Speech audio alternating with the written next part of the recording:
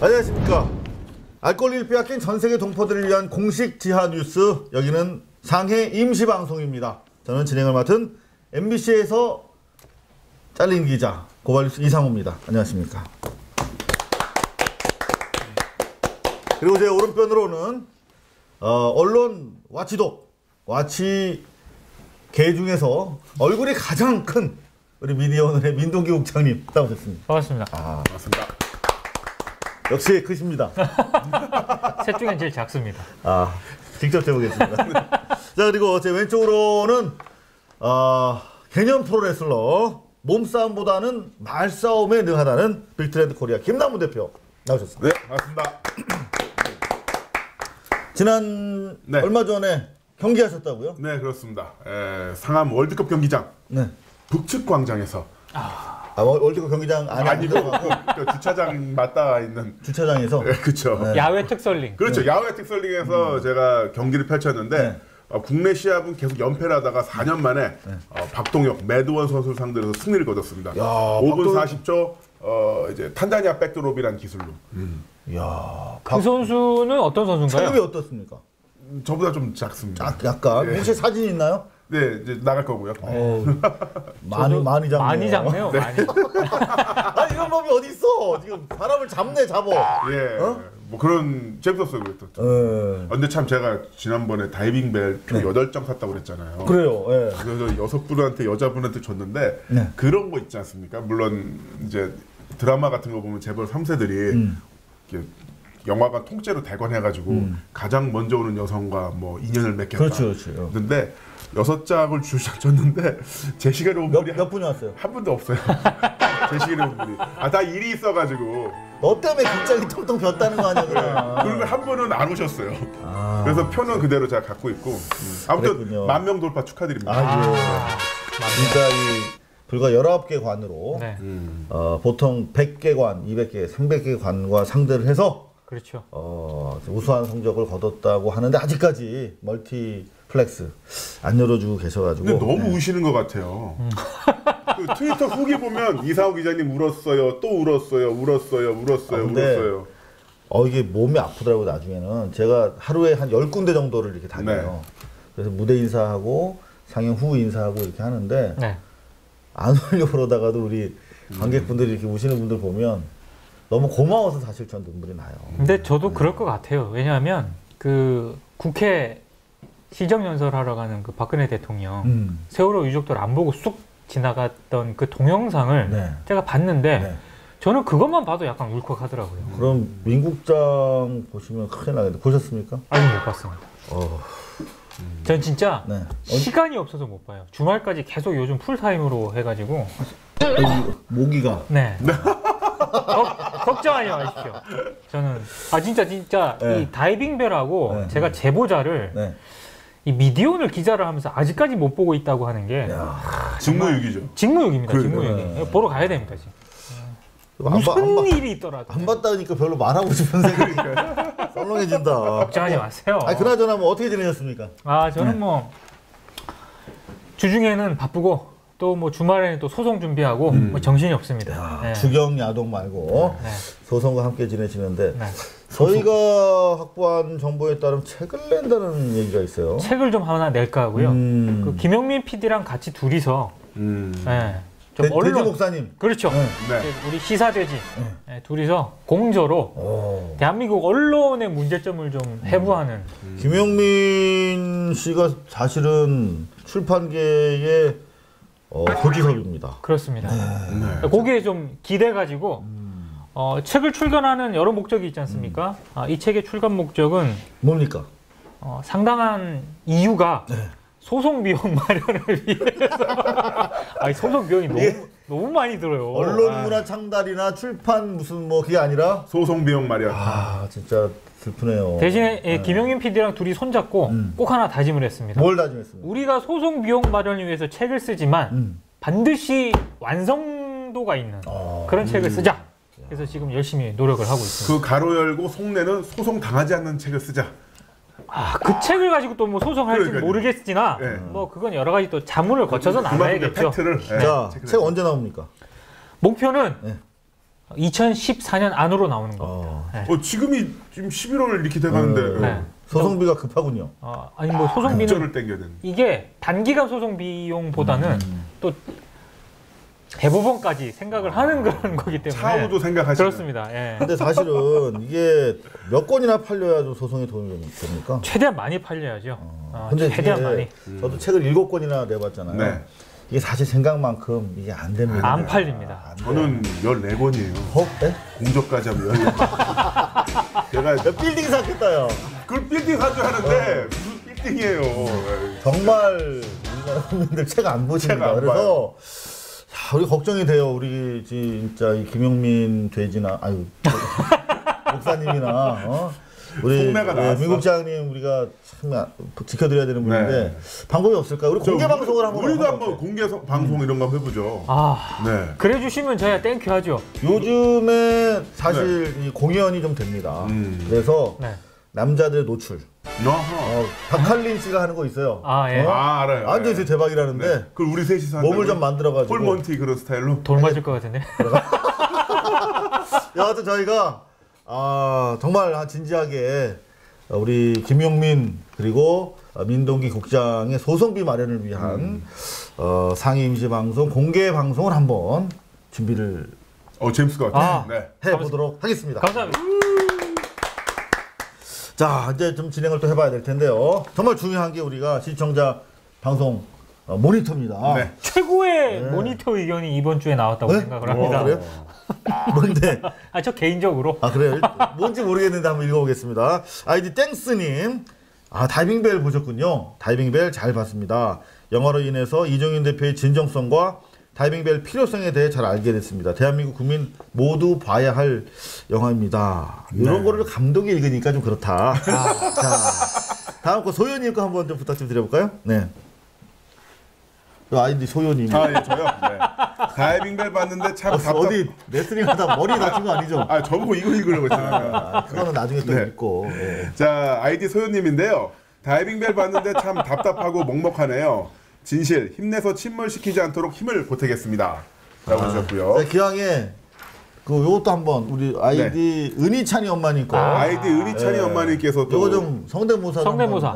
아기 맡기고 영화 보러 갔는데 아기 맡기고 영화 보러 갔는데 매진이었어요.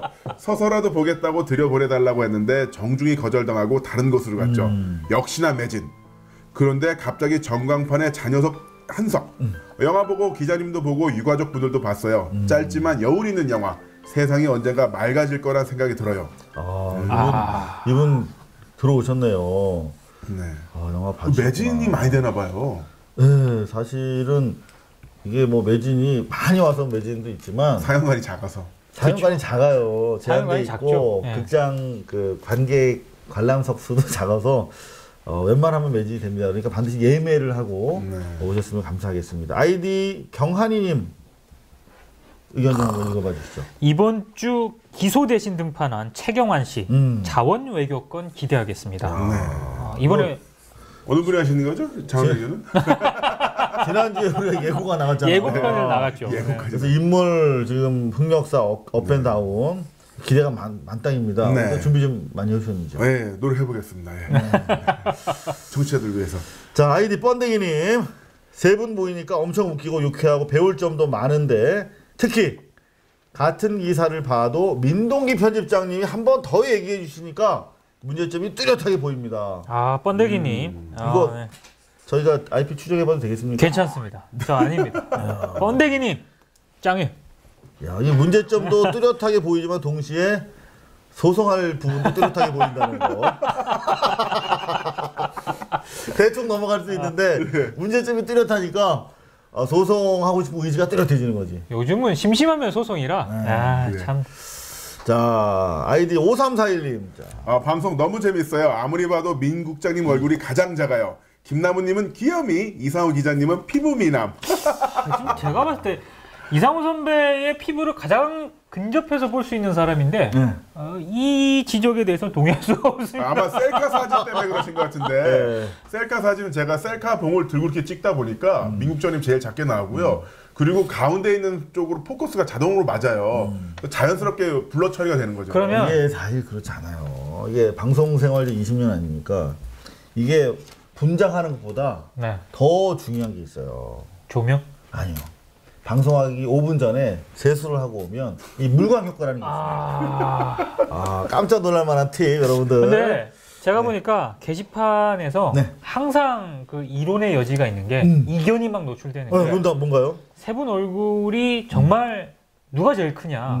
공개 방송에서 한번 재죠. 이거. 저는 뭐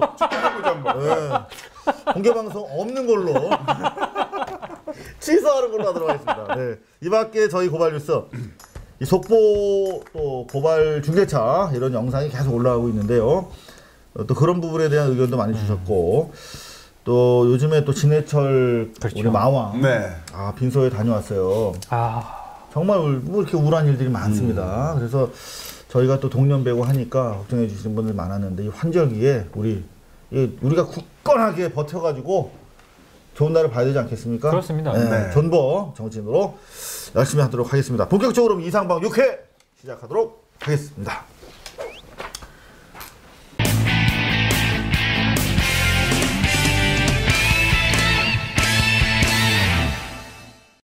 이 알 권리를 빼앗긴 전 세계 동포들, 이 뉴스만을 꼭 알고 계셨어야 한다. 이런 거 저희 고발 뉴스 보도를 통해서 정리해드리는 이상호의 발뉴스 코너입니다. 선발 근거는 조회수, 그다음에 SNS 반응을 중심으로 하고 있는데요. 먼저 지난주 가장 높은 조회수를 기록한 기사입니다. 윤전추를 아십니까? 윤전추. 야, 이분이 정말 뉴스에 핵이 됐어요. 윤전추. 그렇습니다. 윤전추. 네. 이분은 이전에는 전지현 씨의 트레이너로 많이 알려져 있었죠. TV에서 이제 가끔 자주 아침 방송에서 그렇습니다. 저도 사실 그 시청률이 높아요. 요가라든가 트레이닝 같은 거 이렇게 날씬한 분들이 나와서 하면 뉴스에서도 하지 않습니까? 그렇죠. 뉴스 말미에 왜 하겠습니까? 나오죠. 일단 채널이 멈춥니다. 일단 동공도 멈춥니다. 이렇게. 그래서 그거를 뉴스라든가 아침 프로 하는 분들이 안 할 수가 없어요. 그렇죠. 근데 윤전추 씨 사실 스타였습니다. 스타를 트레이닝 시키는 스타. 근데 이분 이름을 저희가 청와대 기사에서 뵙게 될 줄은 정말 몰랐어요. 배경도 이제 기사 그래픽을 보면 뒤에 어마어마하게 10월 28일 그러니까 하루 이틀 전에 올라간 기사인데 압도적으로 한 주간 기사 조회수 중에 많았습니다. 권력과 어떤 그 뒷얘기 상당히 관심이 많은데 문제는 이분이 유명 연예인, 재벌 이런 분들의 트레이너인데 개인 트레이너인데 청와대에 들어갔어요. 그러면 솔직히 얘기하면 됩니다. 그렇죠. 뭐 대통령의 체력은 국력이다. 뭐 이렇게 해서 열심히 뭐 일하기 위해서 그런다. 근데 또 기밀로 이걸 분류해서 기밀이랍니다. 기밀. 신상에 대해서 알려줄 수가 없다. 기밀이라고 했는데 이분에 대해서는 이미 다 알고 있는데. 알려져 있어요. 그렇죠. 네, 그래서 지금 3급 행정관이면은 행시 합격해서 10년 정도 일해야. 그렇습니다. 그것도 뇌물 안 먹고 열심히 올라가는 자리인데 이분이 3급 행정관으로 들어갔어요. 그런데 뭐 일상적인 다른 업무를 하고 있다. 이렇게 주장을 하고 있음에도 불구하고 한겨레 특종 보도에 따르면 약 1억 원대의 그러니까 이 윤전추 씨가 들어가고 나서 공교롭게도 헬스 장비가 들어가. 그렇죠. 헬스 뭐 이렇게 이런 거 안 하는 분인데 들어가서 대민 서민들을 위한 그런 업무를 하신다고 들어갔는데 보니까 이 헬스 기구들이 최고급 기구들이에요. 그렇죠. 이분이 과거에 모 호텔 피트니스 클럽 헬스클럽이라고 안 합니다. 호텔에서 그냥 조금 어려워야 돼요. 네, 피트니스 클럽. 고급스럽게 피트니스 클럽에서 쓰던 그 장비야. 그 장비가 업체도 똑같은 장비 회사로부터 납품을 받았어요. 그러면은 상식적으로 이분이 들어가서 무슨 일을 하게 되는지 알 수 있지 않습니까? 네. 그런데도 사실과 다르다 이렇게 부인만을 하고 있어요. 그냥 깔끔하게 그냥 얘기를 해주시면 되는 문제를 가지고 이렇게 계속해서 뭔 기밀이 그렇게 많습니까? 뭐 대통령이 7시간도 기밀이 모든 게 기밀입니다. 네. 예전에 그 노무현 대통령 때도 그분 이제 눈이 이제 좀 처져가지고 안검하술이라고 하나요? 그 수술 받았을 때도 어디 대통령이 청와대에서 쌍꺼풀 수술을 받냐 어쩌고 하면서 그렇게 보수 언론이 공격을 했는데 대통령에게 유명 스타 재벌 회장 트레이너가 청와대에 들어갔고 1억 원어치 장비를 샀는데 여기 대해서는 보수 언론이 여기서 뭐 별로 말도 없고 있어요. 그렇죠. 정말 이상한 나라의 뉴스가 톱을 차지했습니다. 네. 두 번째, 어버이 연합이 참 활동이 좀 지지부진했는데 또 한번 큰 거 한번 하셨어요. 메인이나 올라오시죠. 네. 영화 이거 자꾸 이게 다이빙벨이 나오네요. 근데 저희가 다이빙벨 기사를 안 쓸 수는 없어요. 그렇죠. 그런데 상위에 링크된 기사들이 대부분 다이빙벨입니다. 네. 이해해 주시기 바랍니다. 다이빙벨을 영화를 내려라. 서울극장에 모셨습니다. 60분이. 그래서 이분들 하신 말씀이 인터넷에 많이 유통이 됐는데 그런 내용이었어요. 유가족들이 상영을 반대하는 영화, 유가족 가슴 2번 울리는 영화 이거 내려라 이렇게 하셨는데 이 유가족분들이 이 영화를 원하고 계신다는 걸 모르는 것 같아요. 실제로 그렇죠. 지금 유가족들과 함께 저희가 관객과의 대화를 하면서 이 영화 홍보를 하고 있는데 그 관객과의 대화라고 그러죠. 영어로 뭐라 그러죠? 게스트 비지쇼? 네. 준비하고 왔지? 지비를 같이 저희가 하고 있어요. 지비 주요 장면 간추려서 보시겠습니다. 태양이 없어서 너무나 어둠이 길게 느껴지는데 사고 직후에 자식을 잃고 왜 우리는 구하지 못했는지, 왜 사고가 났는지. 이 어둠 속에서 이렇게 진실을 위해서 목격자를 자청해 주신 우리 관객들이 가득 찬 걸 보니까 정말 감사하다는 생각이 들면서 이렇게 좀 절망 속에서 희망 같은 게 좀 느껴집니다. 여러분들 반갑고 감사합니다. 그 아이는 그냥 평소대로 그냥 수학여행 갔다가 2박 3일 갔다가 올 줄 알았어요. 그래서 제가 그냥 잘 갔다 와 그냥 크게 그 아이를 뭐 배웅하고 그러지 않았어요. 다만 이제 막내 아들한테 야 누나 가는데 인사해야지 그랬더니 누나 잘 갔다 와 뭐 그리고 이제 인사를 시키는 것뿐이었어요. 그게 마지막이었던 거죠. 근데 4월 16일 이후로는 정말 시간이 멈췄습니다. 그 바닷가로 간다고 해도 위험해서 못 간다. 그렇게만 하고 있는 상황에서 방송에서는 구조하고 있다. 수백 대의 배, 헬기, 수백 명의 잠수사 정말 그런 거 없었는데요. 그게 방송에 나오더라고요. 저희는 정말 미칠 것 같잖아요. 저는 정말 지옥을 갔다 왔어요. 정말 팽목하는 지옥이었어요.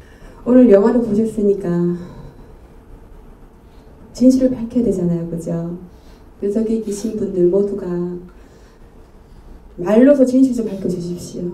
언어서 좀 밝혀주시고요. 그 진실을 밝히시고 난 다음에 행동으로 좀 바꿔주십시오. 행동으로 대한민국을 좀 바꿔주십시오. 그러면 대한민국은 이런 대참사는 다시는 일어나지 않을 것 같습니다. 네, 저희가 짧게 정리를 했습니다만은 영화 끝나고 나서 1시간 동안 무려 관객과의 대화를 합니다. 근데 어제 밤에도 우리 유가족분들이랑 같이 관객과의 대화를 했는데 놀라세요. 요즘에 유족분들이 간담회를 하는데 이렇게 아무리 위로하러 왔지만 뭐 이석도 있고 왔다 갔다 하고 하는데 1시간 반 동안 무려 영화를 보시고 바로 이어서 하거든요. 1시간 동안. 근데 자리를 뜨는 사람이 하나도 없고 그대로 울어주시면서 이렇게 이야기를 함께 할 수 있어서 너무나 최고의 위로가 되고 있다. 이런 말씀들 하시더라고요. 보시니까 어떠세요? 사실 뭐 유가족분들 입장에서는 그 참사가 벌어진 그 4월 16일 그때 딱 시간이 멈추신 거죠. 예. 그 뒤로는 계속 그 상태로 있는 건데 마음이 아프네요. 역시. 저도 그때 봤었는데 언론 보도 나오는 것과 그 유가족분들, 그 당시 이제 실종자 가족분들이 느꼈을 그 괴리감이 얼마나 참혹했을까. 뭐 대대적인 수색이 어쩌고저쩌고 하는데 그쵸. 실제로는 아무것도 안 하고 있고 그야말로 지옥 그 자체였겠죠. 네. 자, 그래서 앞으로도 계속 우리 유가족분들이 관객들과 다양한 극장에서 만나 나가실 겁니다. 극장에 오셔서 영화도 보시고 관객들, 우리 유족들 위로도 좀 해주시고 우리가 뭘 할 수 있을지 같이 좀 뜻과 의지를 모으는 그런 자리가 계속 열렸으면 하고 기대를 해봅니다. 세 번째 소개해드릴 뉴스, 이 뉴스만은 꼭 우리가 알고 넘어가자 하는 뉴스인데요. 지난주 조회수 높은 기사 4위를 기록한 뉴스입니다. 박 대통령 사전에 유가족은 없다. 우리가 죄인인가 하는 우리 기사인데요. 자, 어떤 내용인지 여러분 함께 보시고 말씀 나누시죠. 뭐. 대통령님 살려주세요. 경력 없는 이상규명 국정법을 제정하라. 제정하라. 경력 없는 이상규명 국정법을 제정하라.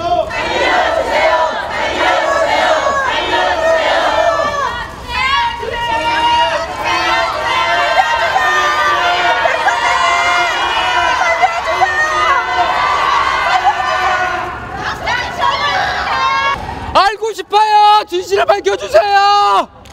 밝혀주십시오.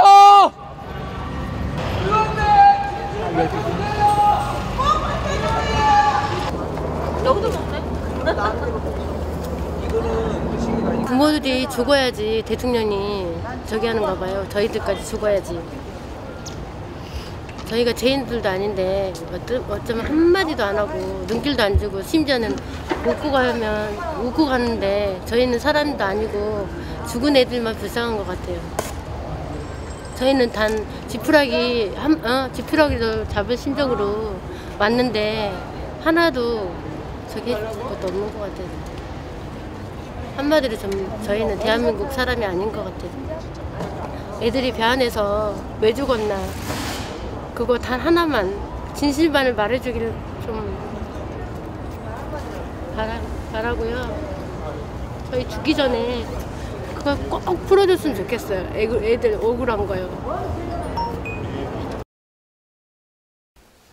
네, 어제 그림이지 않습니까? 그렇죠. 어제 이제 예산안을 위해서 시정연설을 하는데 그 전날부터 와서 노숙하고 계셨거든요, 가족분들이. 네. 그 엄동설안에 엄동설안은 아니구나. 여하튼 추운 날씨에 그냥 네. 신문지 깔고 밤을 버티셨는데 과연 우리가 국민 맞냐 이런 말씀들 하셨어요. 사실 모든 걸 다 떠나서 그런 상황 자체가 다 보고가 된다고 봐야 되잖아요. 지나가면 들어가면서 그렇죠. 다 보이죠. 또 네. 보이죠. 보이기도 하고. 아무리 경호원하고 경찰 병력을 깔아놨어도 보입니다. 근데 거기에 눈길 한번 주지 않는 대통령? 저희 그 현장 상황에 수습 기자가 이제 갔어요. 근데 이제 카메라 기자들은 다 나가라고 그랬거든요. 근데 수습 기자는 이걸 들고 있었던 거야. 네. 그러니까 이제 가족인 줄 알고 이제 안 나가고 있다가 이걸로 딱 찍었는데 자기가 그걸 찍으면서도 참 그 상황 자체가 참혹했다라고 얘기를 하더라고요. 저는 무엇보다도 그 입장을 할 때 양옆으로 그 경호 병력이 양옆으로 세 줄 6줄로 쫙 서 있는 걸 보고 지금 이 사진 나가죠. 네. 중앙에 레드 카펫이 딱 깔려있고 레드 카펫 양쪽에 양복 입은 분들이 네. 다 이렇게 있고 그 옆으로 또 경찰들이 또 있는데 있죠. 네. 옛날 나치 시대의 그 어떤 그 군사용 필름 같았어요. 그 진시황의 무덤에 있는 그 진흙으로 된 병사들 같은 그런 느낌? 네. 아니 왜 국회의사당에 국회에 대통령이 가는데 저 정도의 병력이 필요하면 또 그 병력이라는 게 결국은 그 세월호 유가족과 대통령을 격리시키기 위한 용도로 쓴 건데 이게 과연 맞는 건가? 정말 그 독재적인 정부 아니겠습니까?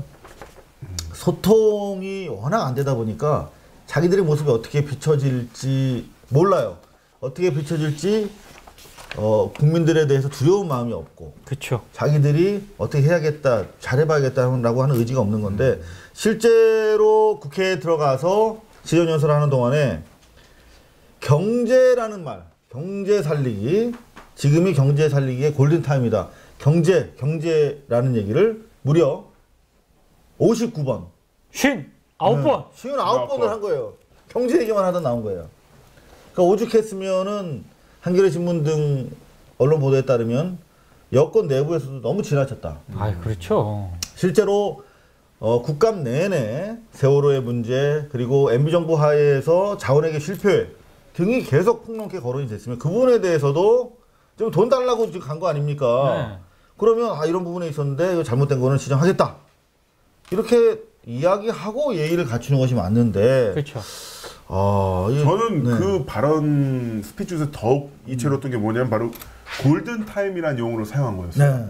경제를 살리기 위한 골든타임. 사실 우리 대부분의 국민들에게 골든타임이라는 단어는 바로 세월호가 그렇게 침몰했을 때 생존자를 살릴 수 있는 그 시간대를 골든타임이라고 했던 거였잖아요. 그쵸. 다 우리가 그걸 알고 있는데 그 단어를 썼다는 게 어쩌면은 정말 무심할 수도 있고 또 아니면 의도적으로 이걸 완전 누르기 위해서 쓴 게 아닌가. 근데 실제로 지금 경제 모든 독재자도 그랬고 소통이 결여된 비민주적인 정부에서 이런 상황 속에서 항상 강조했던 게 경제거든요. 네.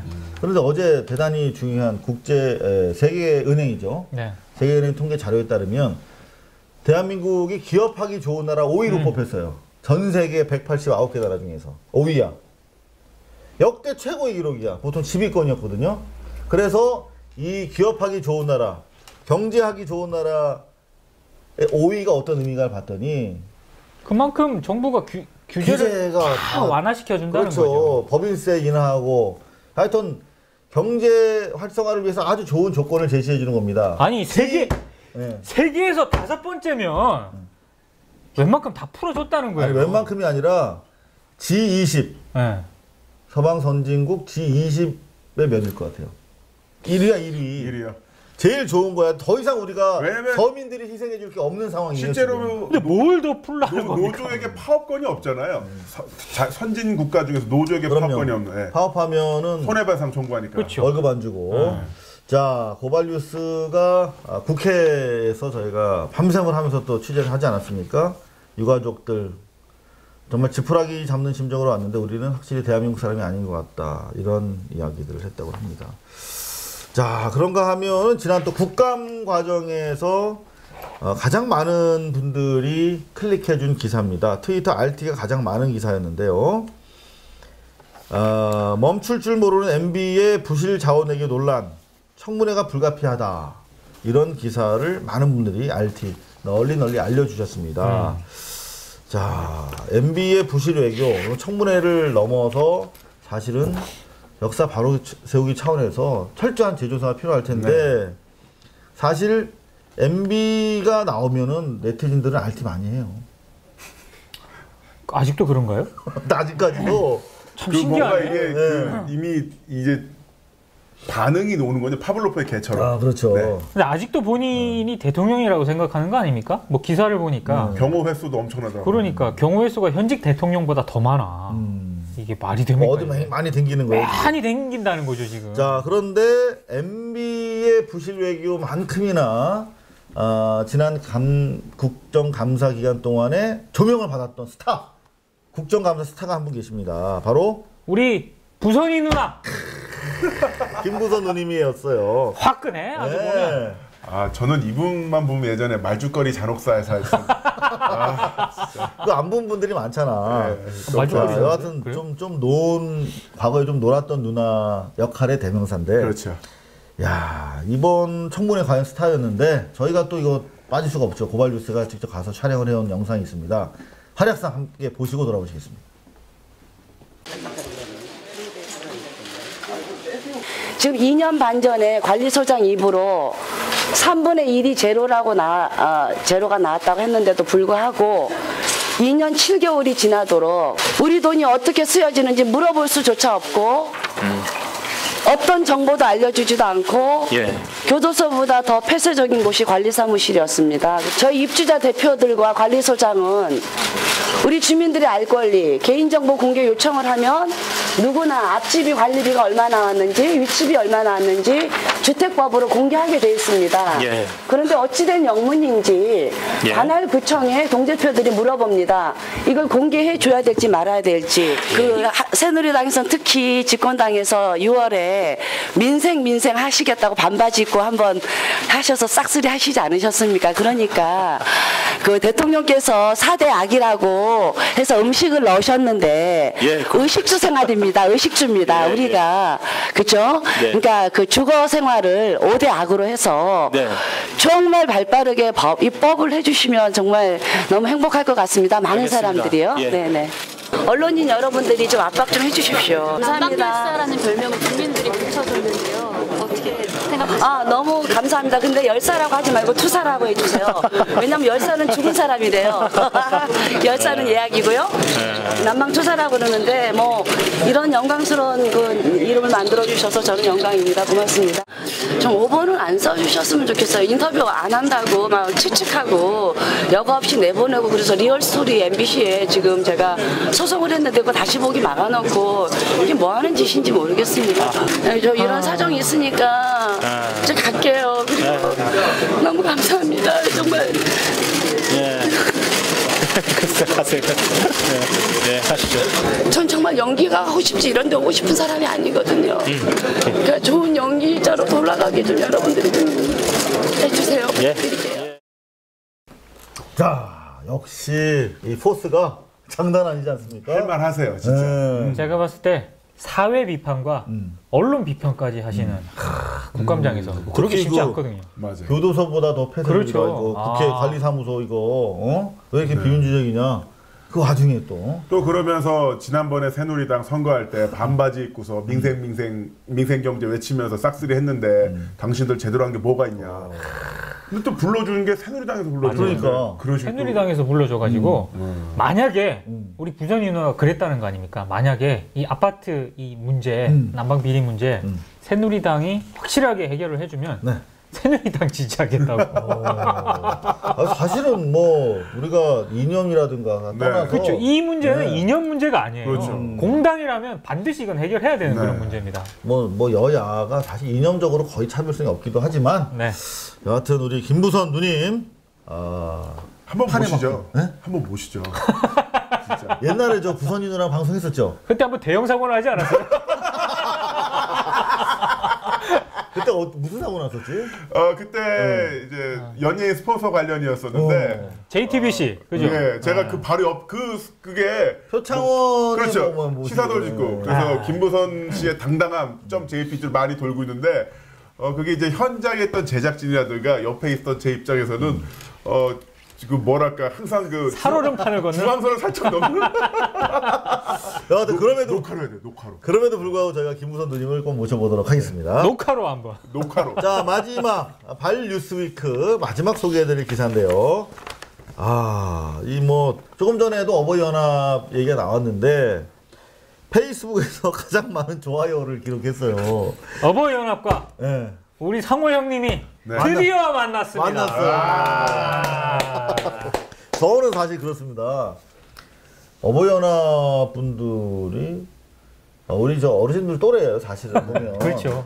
근데 그분들이 사실 잘 모르시거나 생각이 달라서 그런 거기 때문에 기자 입장에서 그분들을 뭐 조소하거나 희화화해서는 안 된다고 생각해요. 그래서 영화를 내리라고 하신다고 해서 마침 근처에 있다가 제가 설명을 좀 드리고 싶었어요. 영화를 좀 보시라고 말씀드리고 싶었어요. 왜냐하면 그 옆에서 부추기고 허위로 거짓말로 이분들이 현혹시키는 분들이 계셨기 때문인데 이미 이 영상 짧은 영상인데 보신 분들이 제법 많아요. 그런데 아직 못 보신 분들을 위해서 좀 저희가 짧게 추려서 다시 한번 여러분들을 위해서 준비했습니다.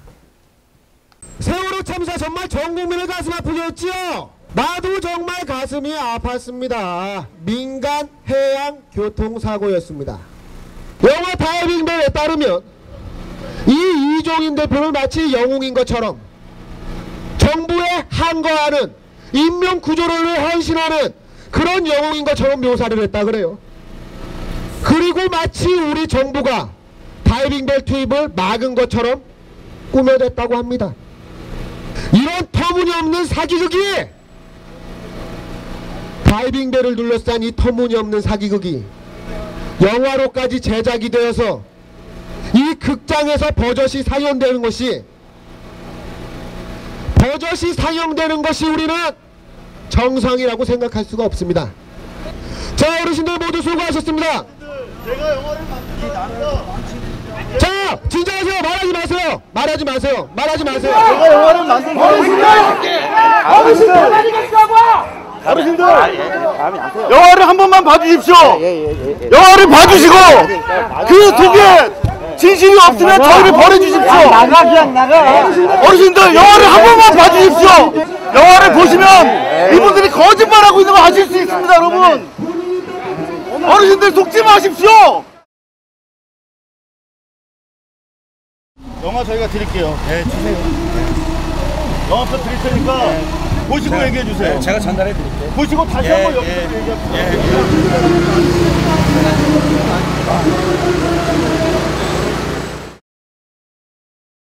네. 아, 저렇게 제가 표를 드렸어요. 근데 보셨는지 네, 전달했는지는 모르겠습니다. 제가 항상 느끼는 거지만 이상호 선배는 외부에 알려진 것과 다르게 정말 젠틀하시고 공손하십니다. 아니, 제가 소리는 좀 쳤어요. 근데 이거 마이크를 안 주니까. 아니 근데 표도 주시고 저 같으면 저게 잘 안 될 것 같아요. 근데 저분들이 제가 예전에 모 방송국 다큐멘터리 때 저 그거 봤어요. 반년 정도 저분들이랑 같이 얼굴 뵙고 산 적이 있었거든요. 같이 방송을 했어요? 네, 그 직접 찾아가서. 찾아가서. 저는 그 예전에 종로에 그 본부 있을 때 거기서 연설한 적도 있어요. 한 500명 앞에서 그렇죠. 저는 여러분들과 다른 생각을 갖고 있습니다. 그래서 얘기한 적도 있었는데 뭐 저 김남훈 씨는 싸움 잘하니까. 근데 저기 뭐야 이렇게 인사 잘하고 일단 기본적인 애티튜드를 좀 이렇게 친절하게 하면은 생각보다 잘 들어오세요. 잘 넘어오세요. 옛날 허재원 기자가 같이 버스 타고 인터뷰도 하고 그랬잖아요. 똑같은 그렇죠. 우리 주변에 사실 어른들이에요. 그렇죠. 근데 누가 어떻게 저분들을 정치적으로 활용하느냐 이런 것에 문제가 있는 것이기 때문에 저희도 다가가서 말씀드리고 설득하고 이런 노력이 필요하다고 생각합니다. 이제는 그냥 귀찮고 그냥 이게 말 섞기 싫고 한 것 때문에 그냥 피해 다녔잖아요. 그렇죠. 그러면 안 될 것 같아요. 그런 의미에서 앞으로 뭐 적극적으로 찌라시 매체들이랑 소송을 하신다면서. 아니 뭐 그 얘기를 여기서 그 약간 맥락이 좀 다르긴 한데 그동안 뭐 사실과 다른 어떤 그런 보도로 저나 혹은 뭐 이렇게 김용민 씨나 뭐 이렇게 비난하는 그런 보도 지금까지 세 군데 매체가 생각나네요. 지금까지 뭐 이상우 선배는 저보다 더 심하죠. 저는 사기꾼 살인자 그리고 사실 오보 제가 MBC에서 뇌물을 5억인가 받아서 잘렸다. 이런 트위터 제가 다 지금 다 캡처해놨다. 화면 캡처 다 해놓고 이제 프린터 다 해놓고 했는데 좀 정도라는 게 있지 않습니까? 요건 좀 아니다. 이제 대응을 하기로.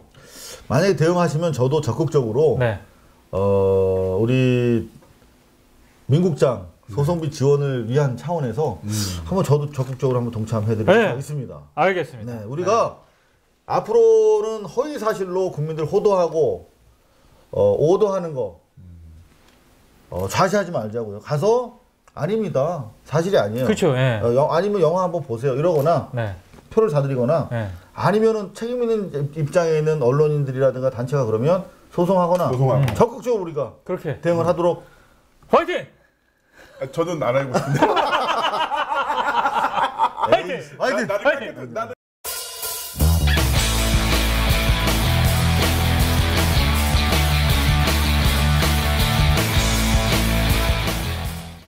자, 이번 뉴스는 언론 와치독 와치견 중에서 얼굴이 제일 큰 민동기 국장과 함께하는 뉴스의 옥과 석을 가려줍니다. 뉴스 옥석 뉴스인데요.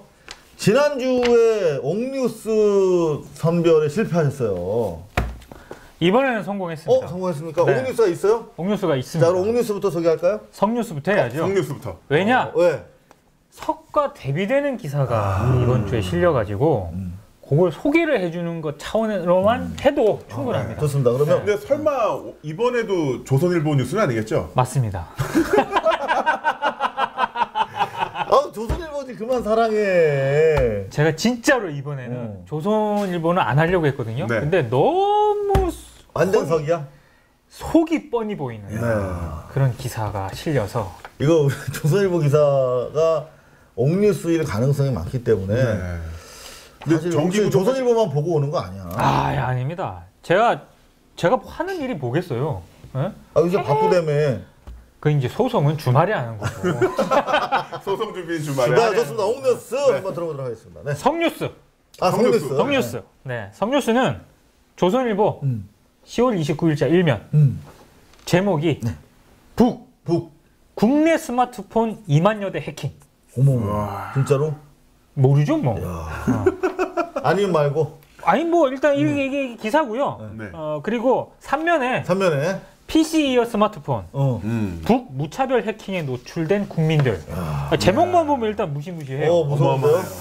근데 기사를 보면 국정원 발입니다. 국가정보원이 국회정보위 새누리당 이철우 의원에게 제출한 자료를 바탕으로 해서 쭉 한 건데 사실 이거는 모든 북한 관련 뉴스가 그렇지만 잘 확인이 안 돼요. 안 됩니다. 이거 어떻게 확인을 제대로 할 수가 없습니다. 확인하려면은 38선을 넘는 수밖에. 근데 사실 2만 대 해킹이라는 게 어마어마한 거거든요. 그러니까 최근에 이를테면 카카오톡이든 뭐 SNS 사찰과 관련해서 지금 분노 게이지가 높아지고 있어요. 그렇죠. 그래서 지금 서명을 받기 위한 1만인 서명 운동도 벌어지고 있는데 봐라, 북한은 아예 너희들 사찰 정도가 아니라 해킹을 하고 있다. 그렇죠. 뭐 이런 충격파를 외부에서 지금 가져온 거 아닌가. 그런 의심도 들고 같은 날 공교롭게도 동아일보가 또 역시 얘네들도 1·3면이에요. 짠나 얘네들? 아무튼 1면 1톱 3박. 네. 동아일보 제목은 이겁니다. 잠수함 사령부 창설 3년째 표류. 이게 1면 제목이고요. 3면 제목은 이게 하고 싶었던 얘기 같은데 뭔데요? 제2천안함 막을 대북 해저 방어망의 구멍. 그러니까 상당히 좀 북한의 위협 이런 거를 상당히 강조하고 있는 거죠. 강조하고 우리 내부의 안보 태세에 문제를 있다. 그렇죠. 동아조선이 뭐 이렇게 보도를 한 거는 뭐 그 나름 이해를 할 수가 있는데 저는 타이밍, 시점을 묘하다는 거죠. 항상 뉴스는 타이밍입니다. 이게 왜냐하면 10월 29일자 동아일보와 조선일보가 이걸 1·3면으로 비중 있게 배치한 그때 어떤 게 가장 이슈가 되고 있었느냐. 굉장히 이슈가 많았었죠. 근데 특히 국정원. 서울시 공무원 간첩 사건. 그게 1심 재판에서 국정원 직원들과 관련자들에게 모두 유죄가 선고가 됐습니다. 그렇죠. 실형이 선고됐어요. 실형이 선고가 됐어요. 근데 뭐 물론 국정원 직원 가운데 실형이 집행되는 거는 한 명밖에 없습니다. 그래서 좀 너무 죄에 비해서 가볍다 이런 비판이 쏟아졌는데 문제는 국정원이 한마디로 옛날 같으면 간첩 잡는 데 아닙니까? 근데 간첩을 잡아야 되는데 이 사람들은 무고한 시민을 조작을 해서 간첩을 만들었어요. 이 정도 되면은 대공수사권이고 뭐고 간에 굉장히 과연 국정원이 대공수사권을 가지고 있는 게 맞느냐라는 근본적인 그런 의문이 제기되는 그런 시점이었거든요. 시점이 그러니까 간첩 잡으라고 정확하게 국정원에 얼마의 예산 지원이 되는지도 몰라요. 그렇죠. 몇 조 원대 최소. 그렇죠. 간첩 잡으라고 몇 조 원대 예산을 주는데 생사람을 잡는 거 아닙니까? 그렇습니다. 그런 경우에 이게 잘못이 드러나서 실형까지 선고된 국면이면 과연 국정원에 이걸 맡겨도 되느냐 하는 문제가 제기될 만하죠. 존립 기반마저도 그렇죠? 상당히 위협을 받을 수 있는 그 시점에 2만 대 해킹 기사가 나옵니다. 조선일보 1면에 국정원에서 제공한 국내 스마트폰 2만여 대 해킹 기사가 떡하니 실립니다. 근데 그 기사가 정말 묘하네. 얼마나 우리 경제에 위험한 기사인가면요.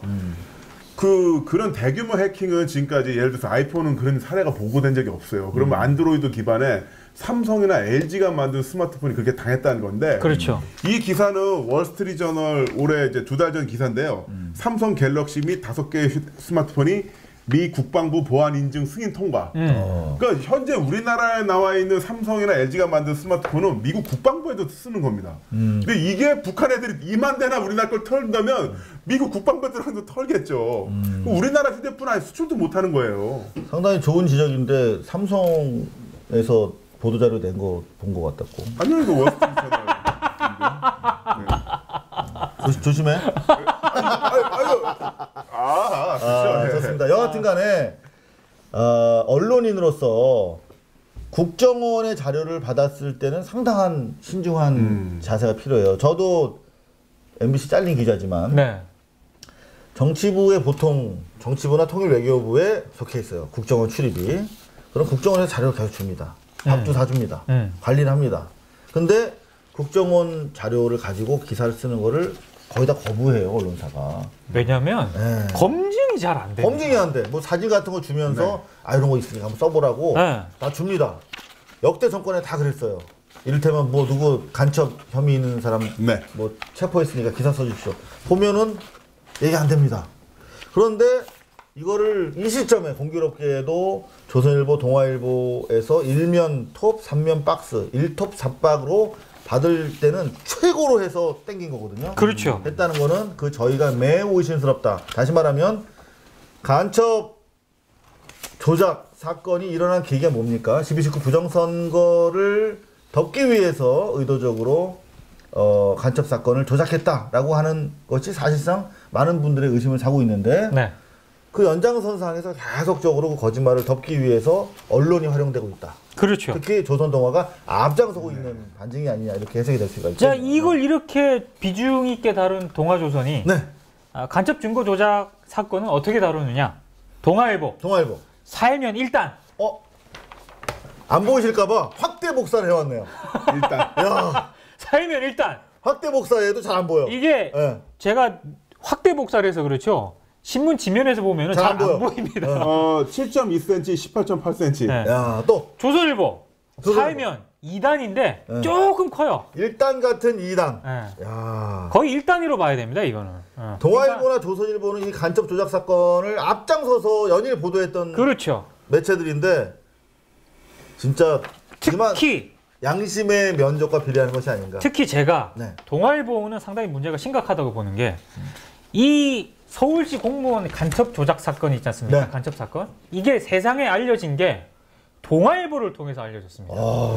근데 이만큼 1단으로 썼어, 근데? 그렇죠. 2013년 1월 21일 1, 2면에 동아일보가 딱 이렇게 완전히 이것도 국정원 발이에요. 이것도 국정원 발이야. 이렇게 썼네.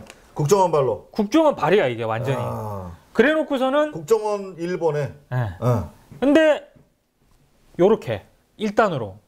이거는 좀 아닌 것 같고요. 이러더니 샥 이렇게. 그렇습니다. 완전 윤전 출식 다이어트. 그래서 이 동아조선 기사는 일단 시점과 저희가 굉장히 의심되는 그런 기사이기 때문에 버리셔야 됩니다.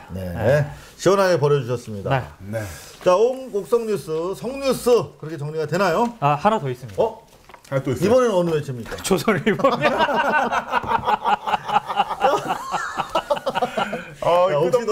혹시 너 조선일보 좀 우리 간접적으로 구독시키는 거 아니야? 그게 아니고요. 구독료는 내고 보시는 거죠? 제가 회사로 오니까 회사도 사실 끊고 싶은데 어차피 직업적 업무상 봐야 되는 거죠.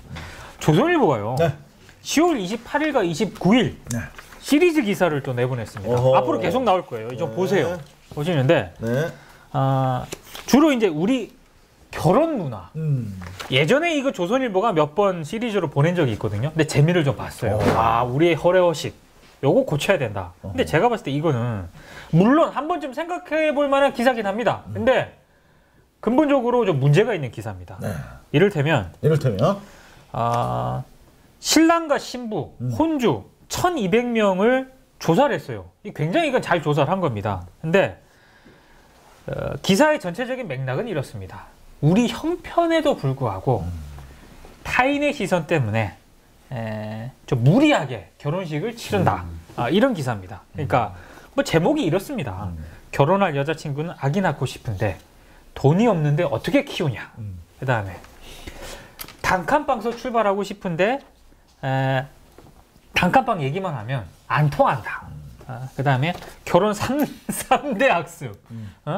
집은 남자가 예단 남들만큼 많이 해가야 된다. 이런 취지의 기사예요. 그러니까 아니 뭐 일견 뭐 일견 되는 기사 같지는 않은데. 아는데 이를테면 이것도 꼭 문제 삼아야 됩니까? 삼아야 됩니다. 남들만큼 허리 휘는 결혼. 그래서 전세값 2억 4천만 원 내고도 더 못 해와서 미안하다. 그래서 신랑이 사고까지 했다. 이런 기사인데 중요한 거는 여기서 한 발 더 나가야 됩니다. 이렇게 여기서 끝나버리면 그래서 형편에 맞는 단칸방 사는 사람들은 그 사람들에 맞게 뭐 결혼식도 어디 뭐 조그맣게 해야 되고 그리고 전세금 이런 것도 우리가 이래서는 안 된다. 결혼식도 최소한으로 해야 된다. 여기서 끝나버리는 기사예요. 근데 한마디로 우리 의식이 문제다라는 거를 계속적으로 강조하는 그런 기사거든요. 그러니까 한마디로 이렇게 여러 가지 문제점을 나열하고 있지만 본질적으로 우리가 생각이 잘못돼서 그러니 바꿔야 된다. 우리 생각이 잘못됐다라고 하는 거죠. 그런 측면을 이거 다 보여줄 필요 없이 그냥 그렇게 하면 됐지. 그래도 제가 이게 기사를 왜냐하면 조선일보가 이걸 대대적으로 보도를 했거든. 근데 이런 식으로 이 조선일보가 선비짓을 잘해요. 아니, 그러니까 니들이 잘못해서 그렇다. 자, 근데 이게 이래서 결혼을 하기 힘들다 이거 아닙니까? 기다려봐, 뭔가 있을 거야. 결혼하기 힘들다 이거 아닙니까? 그런데 이 기사 다 보셨죠? 맞벌이 신혼 경실련이 발표한 건데요. 29년 벌어야 서울의 전세 아파트가 가능하다는 겁니다.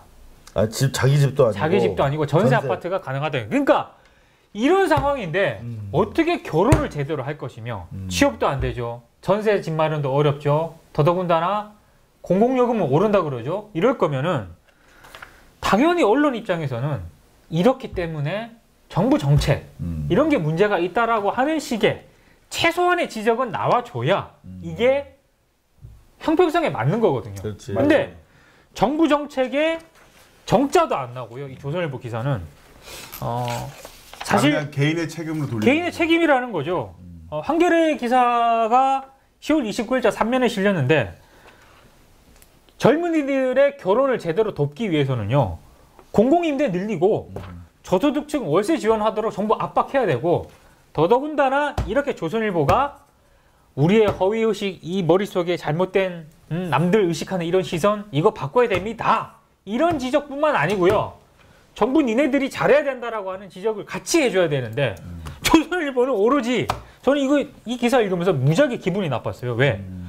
결국에 내 머릿속에 있는 생각이 잘못됐다는 거네. 니네 생각 바꿔라 이거 아닙니까? 아까 그 단칸방 이야기 하셨는데 단칸방 같은 경우도 서울에서 새로 증축되는 아파트 중에서 그 소형 평수라든가 그런 아파트들이 없어요. 그 초이노믹스 이것만 하더라도 중대형 아파트라든가 강남 3구에 있는 재개발. 그러니까 대한민국의 정책이 그런 대형 아파트 그다음에 그 많은 아파트를 갖고 있는 사람들 위주로 가는데 이런 신혼으로 처음 사회생활하는 사람들을 위한 정부 정책이 없는 상태에서 너네들이 지금 잘못됐다라고 이야기하는 거니까 정말 심각하네요. 사실 저는 조선일보 안 보거든요. 네. 그래서 무슨 말씀하시는 한참 듣다 보니까 정말 잘못됐다는 생각이 들고 이게 기본적으로 사회 문제, 정책의 문제이기 때문에 그렇죠. 정부에 비판을 하고 요구를 해야 되는데 이거를 모조리 개인 인식의 문제로 호도하고 있다. 네. 자기계발서 같은 논리죠. 그렇죠. 네네. 정부 정책에 정자도 안 나오는 이런 조선일보 기사 버리십시오. 이거 재활용해야 되거든. 이따가 다 주워야 돼. 다 줍고 가겠습니다. 네, 좋습니다. 옥성 뉴스, 성뉴스 정리가 된 것 같은데요. 네. 옥뉴스 차례인가요? 옥뉴스 차례입니다. 네. 옥뉴스는 좀 따뜻한 뭔가 좀 있었으면 좋겠는데 칭찬할 만한 따뜻한 게 없고요. 네.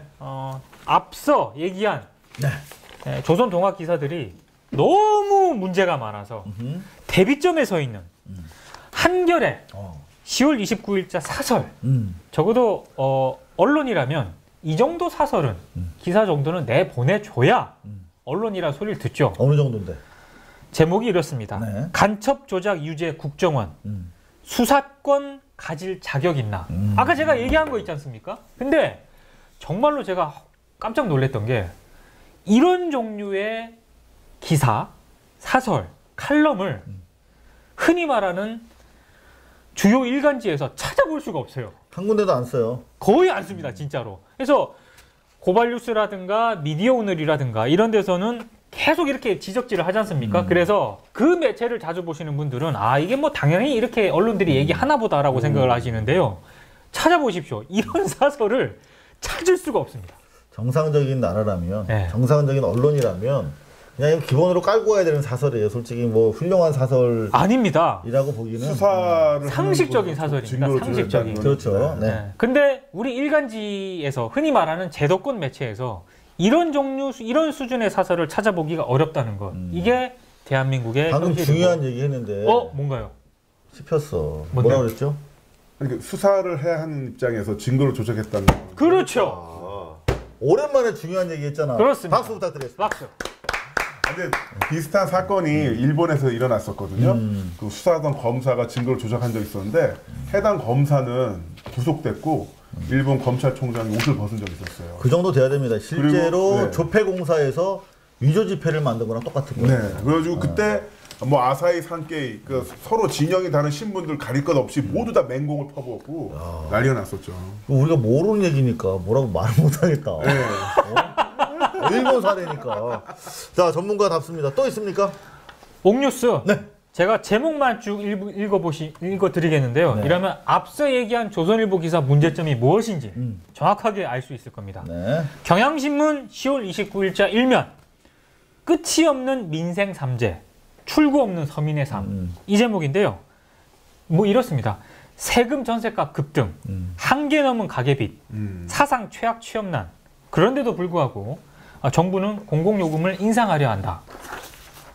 이런 상황에서 무슨 결혼을 할 수 있겠습니까? 그리고 경향신문 10월 29일자 2면. 우리 또 김 대표가 나중에 얘기할 최경환 부총리만 모르는 경제위기. 이런 종류의 기사를 써줘야 됩니다. 기본적으로 이 정도는 해줘야 되는 그렇죠. 거예요. 네. 그리고 한겨레 10월 29일자 3면. 월세 소득 과세 방침 후퇴. 정부 주택 정책 실패도 한몫. 이게 뭐겠습니까? 결국에는 전세가 급등. 이거 정부책이 실패해서 이렇게 된 거다. 이걸 요구를 해주는 거고요. 제가 앞서 언급한 매입 임대 등 공공임대 늘려야 저소득층 월세 지원도 필요하다. 이 정도 정부 지원은 나와줘야 젊은 사람들이 결혼도 하고 연애도 하고 그리고 뭔가 집장만도 하고 네. 결혼 부담 안 가지려고 하고 이런 거 아니겠습니까? 경향신문 기사들이었나요? 경향 한겨레 기사입니다. 좋네요. 확실히. 네. 근데 앞서 얘기한 것처럼 저런 기사 많을 것 같죠? 경향 한겨레 정도만 실립니다. 여러분들 뭐 인터넷 뉴스는 대한 매체들이 많이 있습니다. 특히 이제 우리 가장 정론이라고 하면은 미디어 오늘 그리고 그 밑에 이제 주렁주렁 있습니다만은 특히 종이신문은 한겨레 경향 많이 좀 여러분들이 애독해 주셔야겠습니다. 옥뉴스로 선발된 우리 한겨레 경향 뉴스들입니다. 박수 부탁드립니다.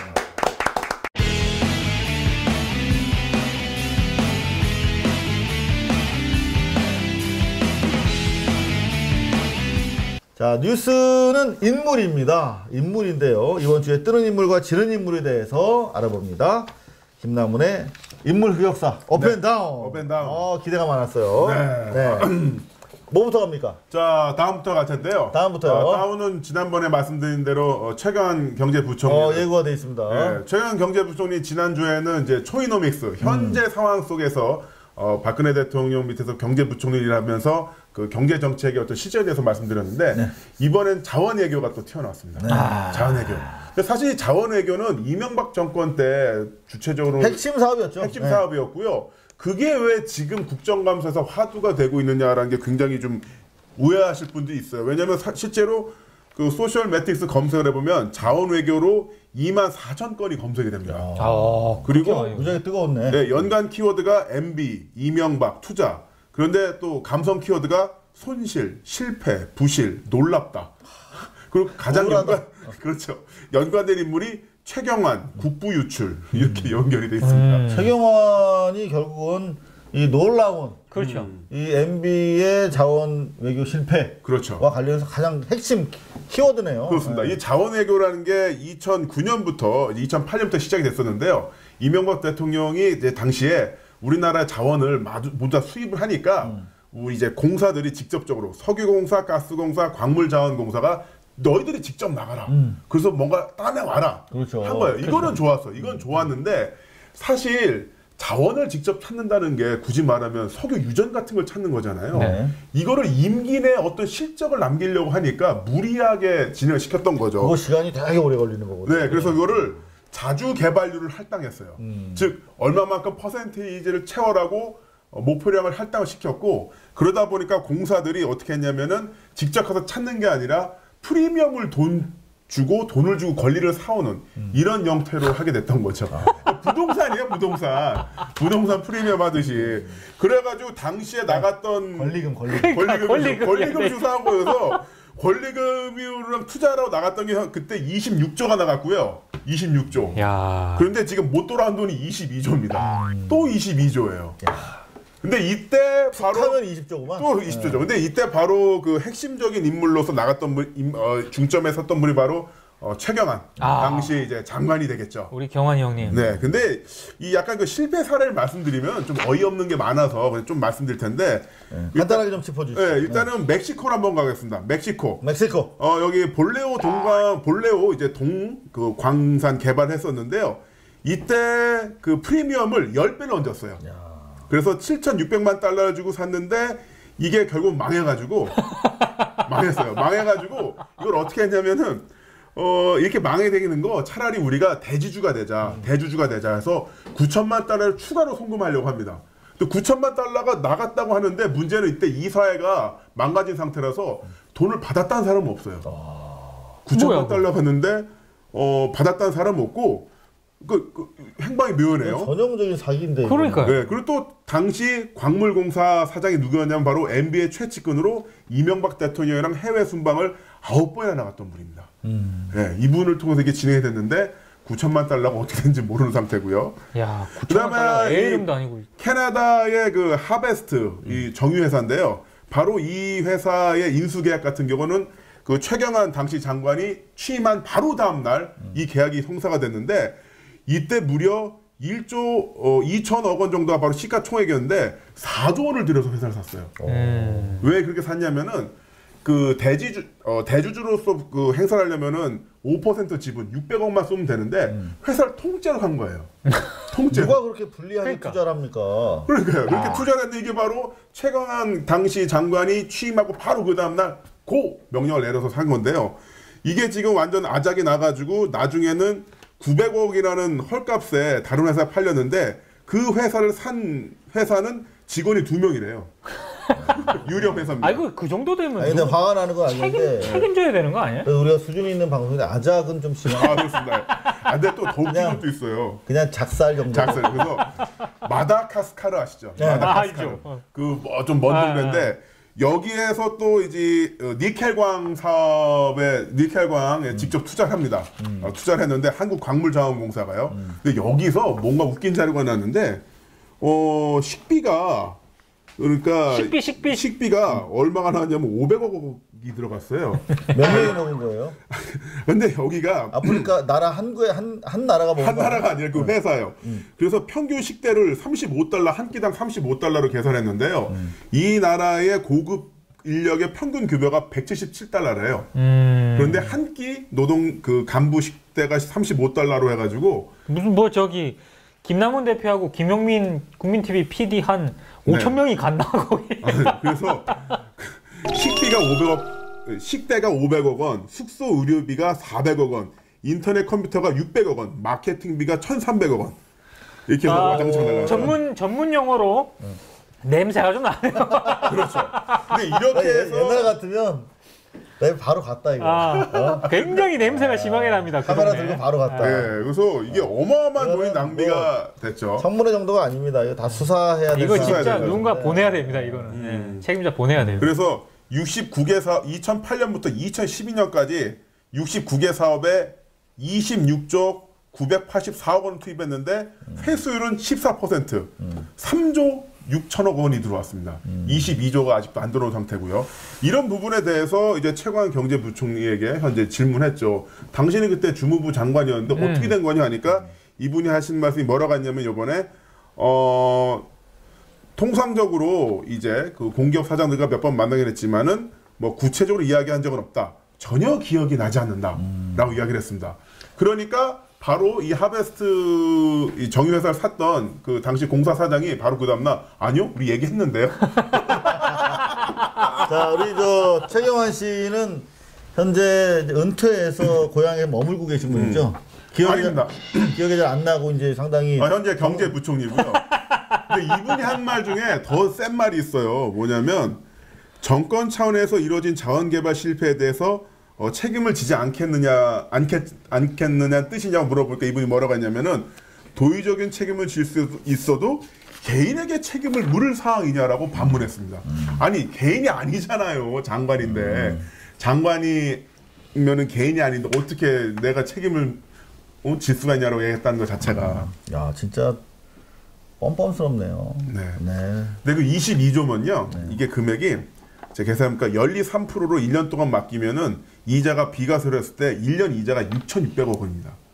한 달에 550억이 이자가 들어오고요. 하루에 18억 원입니다. 이 정도 돈이면요. 사실 박근혜 대통령이 후보 시절 했던 공약, 복지공약들 다 현실화시킬 수 있어요. 밥값 등록금에 뭐 4대 중증인이 뭐니 다 해결할 수 있고 근데 이명박 대통령이 이것만 있는 게 아니잖아요. 4대강 22조에 그렇죠.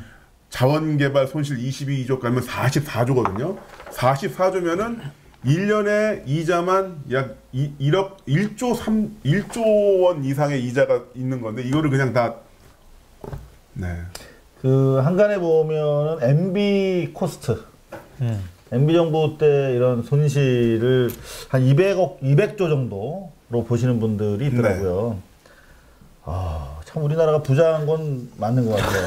근데도 아직 안 망했다는 거는. 근데 이게 얼마나 우리 서민들이 그 그렇죠. 빚을 떠안고 있는가. 아까 그 민동기 국장님이 말씀해 주셨던 그 신혼 부부들이 결혼해서 집 사고 힘들다. 이게 바로 이것 때문에 이렇게 되는 거예요. 그쵸. 이런 자금들이 그런 원룸 주택이라든가 서민들을 지원한 복지로 흘러간다면 당연히 결혼하고 애 낳고 왜 안 하겠어요? 아니, 네, 다운으로 넘어가 보시죠. 오늘 지금 부동산 얘기가 너무 많이 나와서 업이죠. 좋습니다. 자, 그러면 업뉴스죠? 업뉴스. 네, 업뉴스 한번 넘어가. 업뉴스는 업인물이죠. 업인물. 네. 업인물. 업인물은 아마 다들 뭐 기분 좋은 뉴스인 것 같은데요? 아닌가요? 기분 좋지는 않고 너무 이제 훌륭한 분이 가셔서 바로 음악인 신해철 씨죠. 신해철 씨. 네. 신해철 씨 관련해서 신해철 씨 관련해서는 현재 그 인터넷을 보면요. 지난 일주일간 무려 기사가 12,000건이 나옵니다. 어마어마하게 나왔어요. 네, SNS 버즈량도 14만 건인데요. 서태지 컴백이 11만 건 이슈가 나오니까 이거는 뭐 어마어마한 이슈가 되고 있고 뭐 이분에 대한 내용도 계속 나오고 있는데요. 뭐 사실 여기 계신 분들은 그 실제 리얼타임 등장을 보셨잖아요. 그럼요. 1988년도에 대학가요제 때. 네. 그 그대에게 아마 그 들으신 분들은 다 예상을 해요. 저도 기억에 나요. 그때 대상 탄다. 맞아. 뭐냐면은 당시는 텔레비전 채널이 3개였잖아요. 강변가요제, 대학가요제, 미스코리아. 요 3개 하는 날에는 길에 사람이 없었어요. 그래요? 그거 셋 다 MBC에서 했다는 거 아니야. 그러네. 오, 대단하다. 장난 아니었죠. 네, 그런데 MBC가 참 좋은 회사였는데. 그때 이 15팀이 먼저 공연을 하고 맨 마지막에 그대에게가 딱 나왔는데 무한궤도가 나왔는데 좀 신뢰되는 표현이에요. 다른 팀에게는. 저는 지금까지 그 뭐랄까 자동차 경기를 보고 있는데 갑자기 경기장 위로 거대한 UFO가 나타나는 듯한 스케일이 다른 거야. 그러면서 제 1등이다. 완전 분위기를 압도했었죠 그때. 신해철 씨 사실 뭐 많은 곳에서 신해철 씨와 관련된 뭐 회고, 방송, 언론에서 뭐 기사들 찍어내고 있기 때문에 저희는 뭐 새로운 이야기를 뭐 보탤 수가 있겠습니까? 근데 저도 빈소에 다녀왔습니다만은 워낙 뜻밖의 사건이었죠. 그렇죠. 왜냐하면 지금 컴백을 앞두고 있었고 뭐 활동을 또 왕성하게 시작하는 마당이었기 때문에 워낙 당황스러워서 사실 한 15년 전에 가수 김광석의 돌연한 죽음만큼이나 사실 큰 충격을 주고 있거든요. 또 김광석 건은 이상호 선배가 제가 알기로 굉장히 취재를 한 걸로 알고 있습니다. 저는 지금도 하고 있습니다. 김광석 타살이라고 제가 믿고 취재하는 유일한 기자인데 사실 그런 마음으로 갔어요. 그래서 당시도 김광석의 죽음을 그냥 추도해달라. 동료 가수들한테 물어봤거든요, 계속. 유일하게 저한테 취재에 도움을 줬던 분이 박학기 씨. 네. 나머지 분들은 그런 얘기 안 했으면 좋겠다라고 거칠게 저한테 항의하신 분도 있어요. 근데 이번에 신해철 씨 죽은 거 관련해서 지금 도는 얘기들이 많지 않습니까? 많습니다. 굉장히 많습니다. 관련한 이야기. 그래서 그걸 취재해 보려고 사실 마음을 또 먹고 갔었어요. 근데 아직은 뭐 좀 먼저 보내드리는 게 순서인 것 같다라고 말씀하셔서 여하튼 저희도 지켜보겠습니다만 너무 당혹스러워요. 그렇죠. 사실 그 신해철 씨 하면은 독설이라는 단어를 떠올리시는 분들이 있는데 그렇죠. 잘 생각해보면 그분이 독설을 한 게 없어요. 독설이라는 건 누군가에게 피해를 주는 건데 사회인으로서 또는 어떤 일정 부분 그 대중의 사랑을 받는 사람으로서 자기 생각을 이야기했을 뿐인데 독설이라고 이야기를 했던 거고요. 그 유명세란 말이 있잖아요. 유명세에서 세자가 파도세가 아니라 세금 세자거든요. 즉 유명세라는 거는 내가 유명해져서 얻게 되는 불이익을 유명세라고 하는 건데 대부분의 연예인들이 그 유명세를 내기 싫어서 두리뭉실하게 대답을 하죠. 여러 가지 사회 문제에 대해서 좋게 해결이 되면 좋겠어요.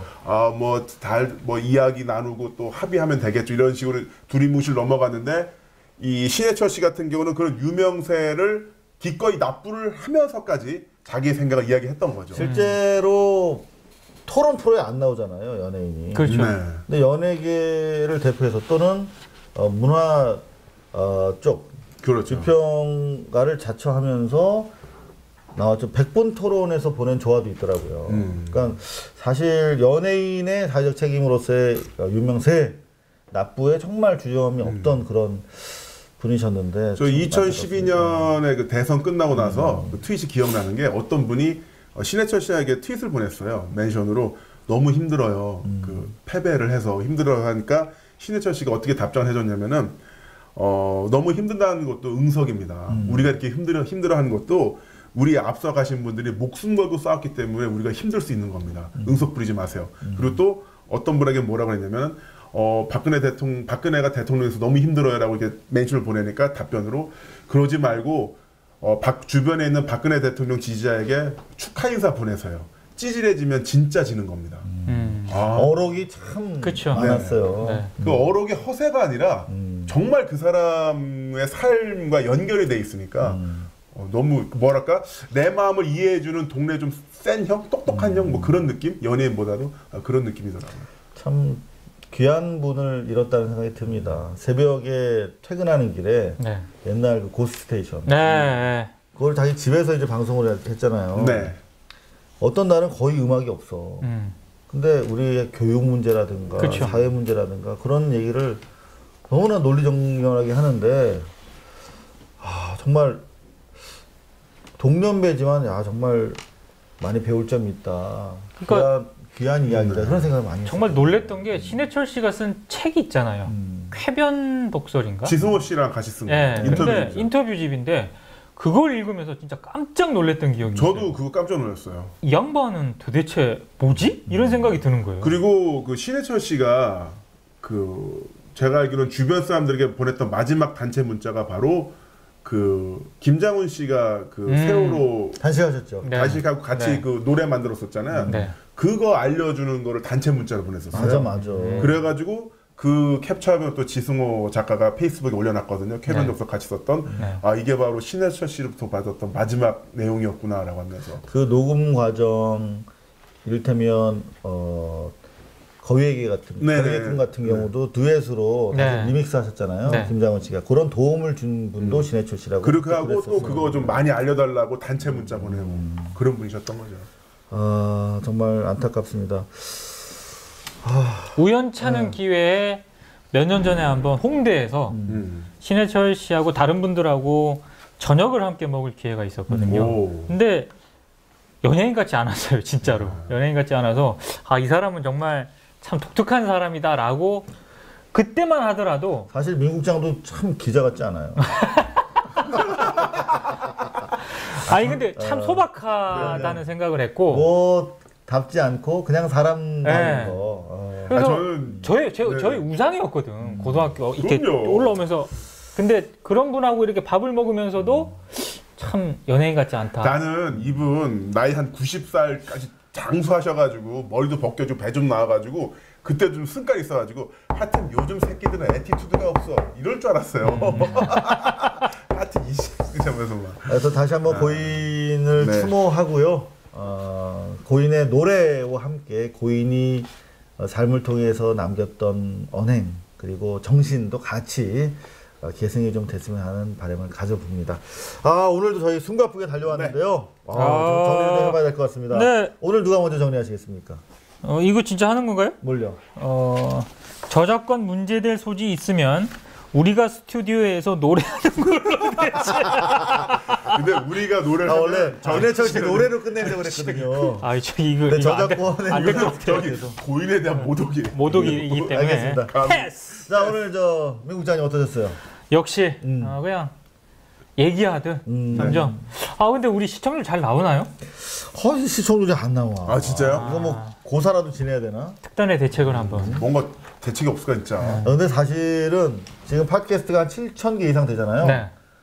과거에 비해서 팟캐스트 수준이 되게 좋아졌어요. 그렇습니다. 그러니까 뭐 저희는 지난주에 뭐 10몇 위까지 올라갔는데 19인가? 네.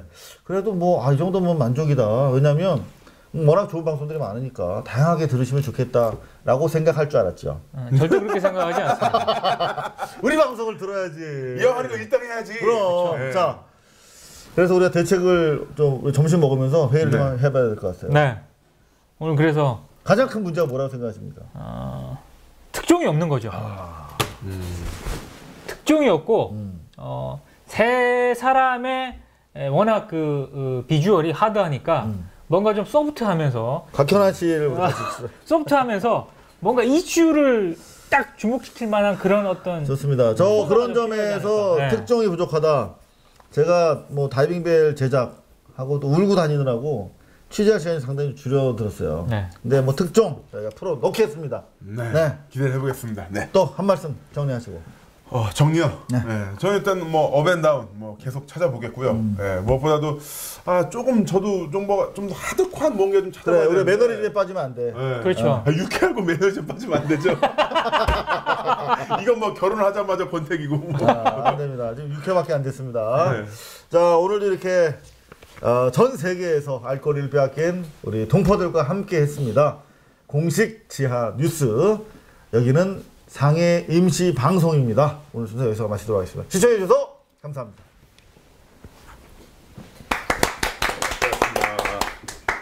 고맙습니다. 한번 하자. 주셔야지. 주자 주죠.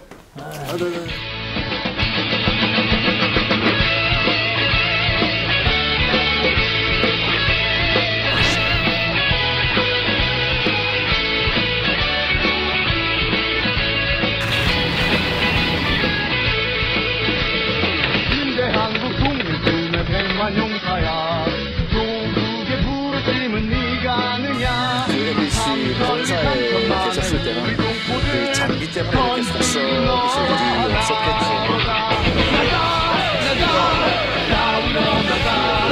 또 위원장한테 전화를 받으시도록 되어 있는데 수사에 방해하셨다고 생각하지 않고요?